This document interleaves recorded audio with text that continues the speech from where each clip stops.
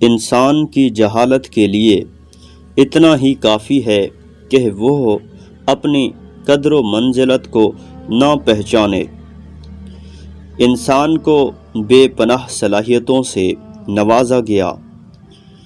یہ فقط گوشت اور ہڈیوں کے ڈھانچے کا نام نہیں، بلکہ اس میں وہ طاقت و قوت موجود ہے جس کی بنا پر وہ ساری مخلوقات سے افضل ہے۔ اس قوت کا نام عقل و ذہانت ہے۔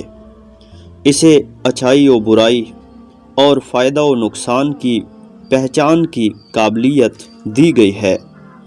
انسان کی اصل قدر و منزلت یہ ہے کہ وہ خود کو پہچانے۔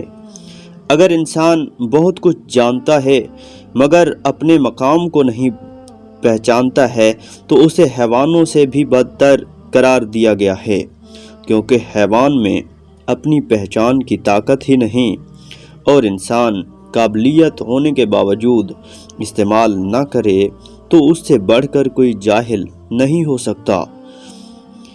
خود کو نہ پہچاننے کی بنا پر کبھی سب کچھ ہونے کے باوجود انسان خود کو حقیر اور بے مایہ سمجھنے لگتا ہے، اور کبھی اپنی حقیقت سے ناآگاہی کی وجہ سے تکبر و غرور میں مبتلا ہو جاتا ہے۔ انسان کا اصل مقام و منزلت یہ ہے کہ وہ خود سعادت کی بلندیوں کو حاصل کر سکتا ہے اور دوسروں کے لیے بھی اس راستے کا رہنما بن سکتا ہے۔ تو انسان کو چاہیے کہ وہ اللہ تعالیٰ کی دی ہوئی عقل کے مطابق اپنے آپ کو پہچانے۔